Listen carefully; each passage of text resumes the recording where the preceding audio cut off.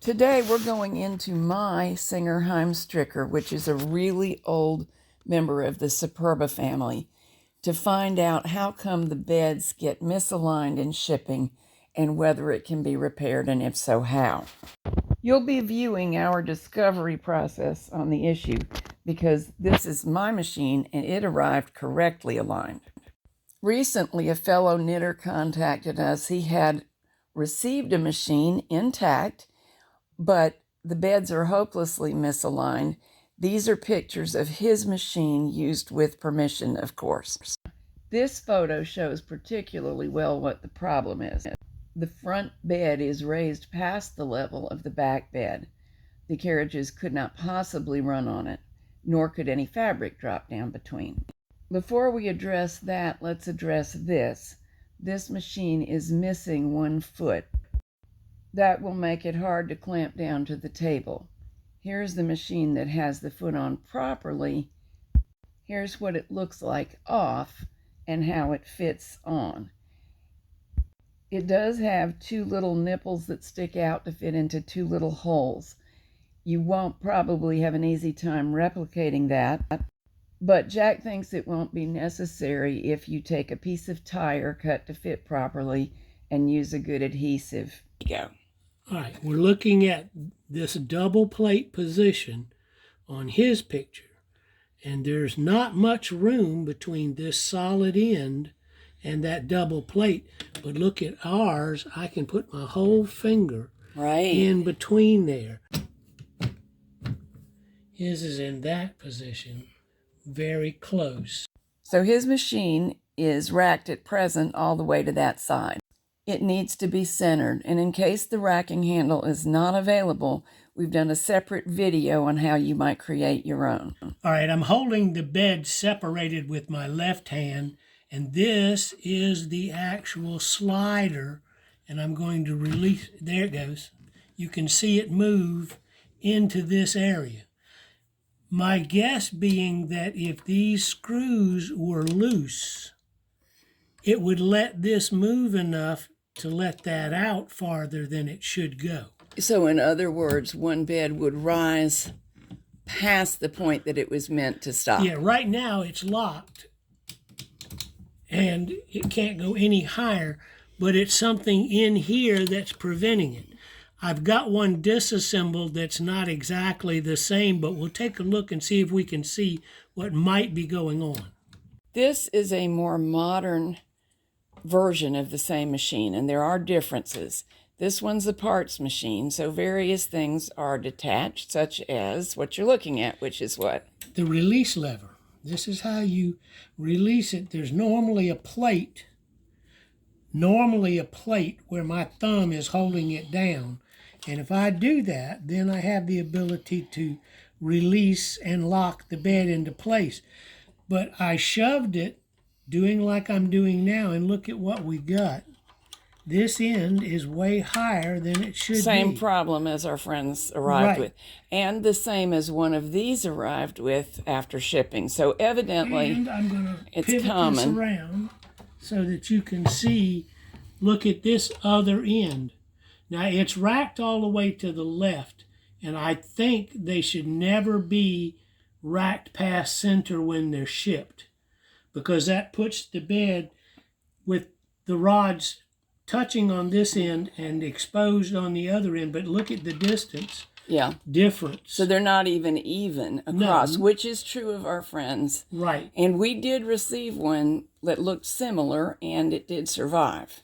Right. So we'll try to figure out this latching mechanism. Here's the other end, and you can see it is also disconnected from its moorings. So if those come loose, then the control of the alignment of the bed ceases to exist. That's right. That's part of the stopping that we were talking about when we looked in there. This lever is a stop. If you'll notice, since this one's loose, we can see you got a pivot point and then you got an actuator point.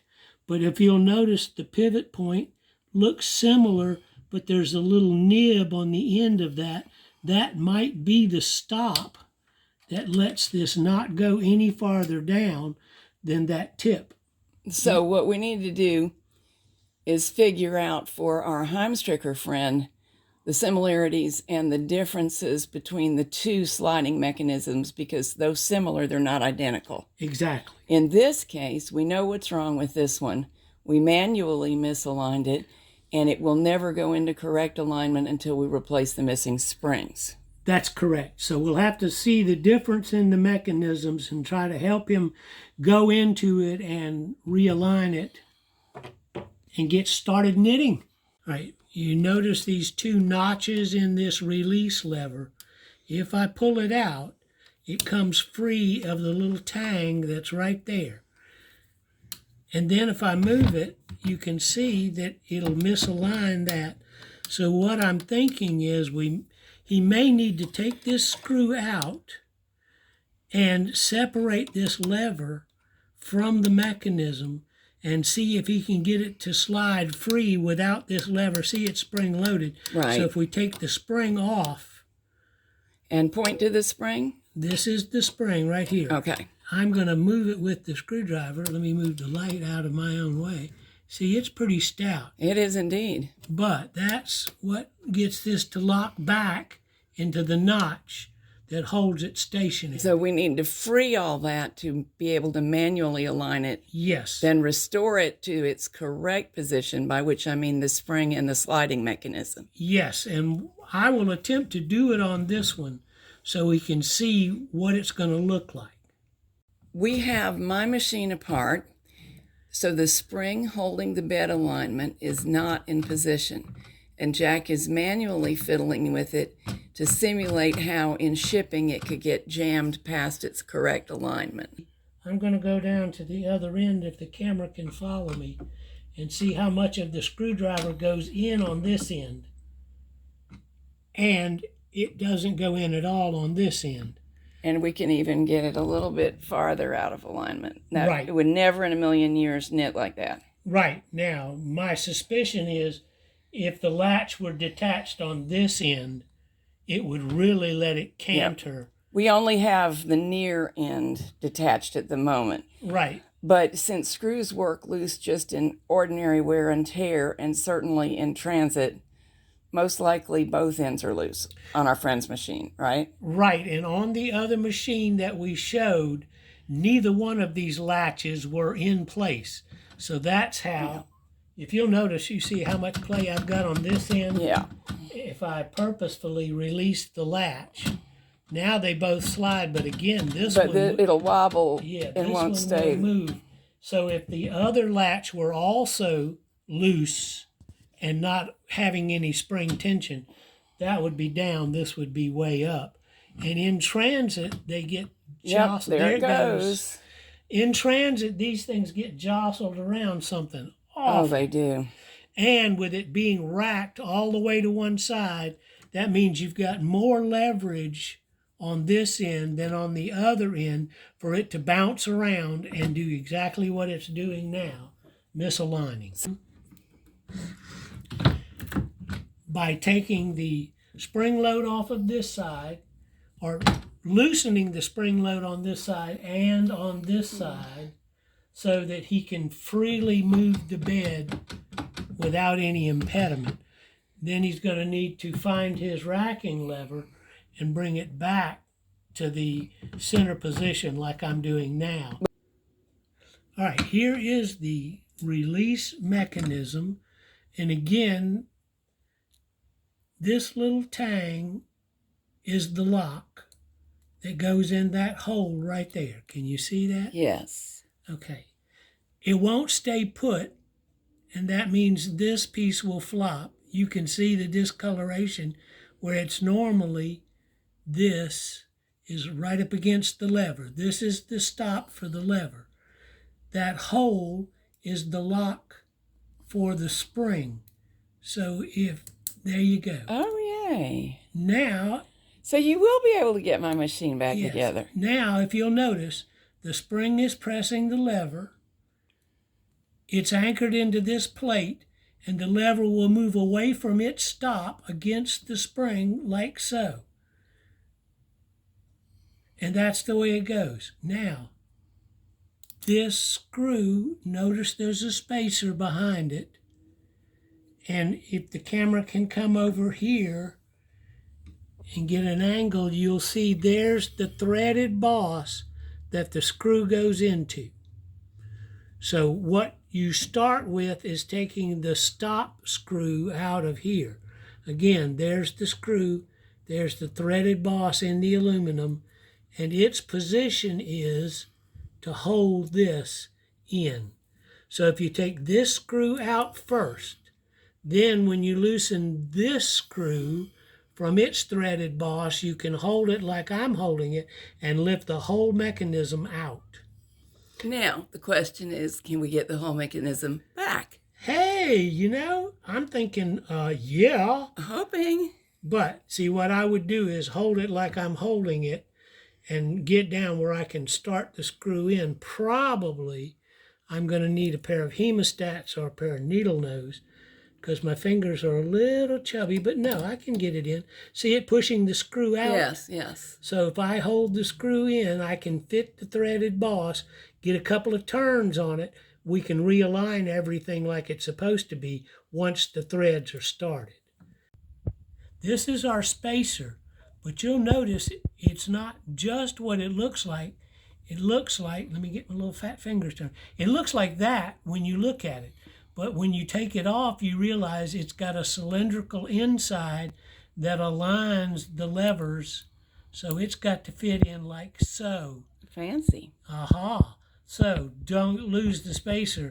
Don't get it pulled out where you can't get the full length of the threads to start into the boss. All right, at this kind of an angle where this lever will lay flat, what I did was just very carefully start the screw in and let everything flop. This piece will have to come over, and then the tang of the spring will have to lock into place. But I can do that after I'm holding it in place. I can get my screwdriver in now and slowly begin to work this in, making sure everything is aligned. Now I can feel a little tension on it. So if I move this spring tang over to its hole, and with your other hand hold the lever. Now, how hard is it for someone reasonably mechanically inclined but not a lifetime mechanic? Well, it's not hard. There you go. I just felt it slip into place. Oh, goody. Now, if I tighten it up, here we are. We're spring loaded. Yay, and we're correctly aligned. Right. Now, we have to put this screw back in before we tighten this screw up so that we know we're in the right spot. And here I am. Can't see diddly squat. This is the part. Oh, is that a technical term? Yeah. This is the point where, being a lifelong mechanic, I don't have to see what I'm doing. I can feel the threads and I can feel the thread alignment in my fingertips. And everybody can't, so those who are newer to it will maybe have to try twice. Right, well, maybe several times.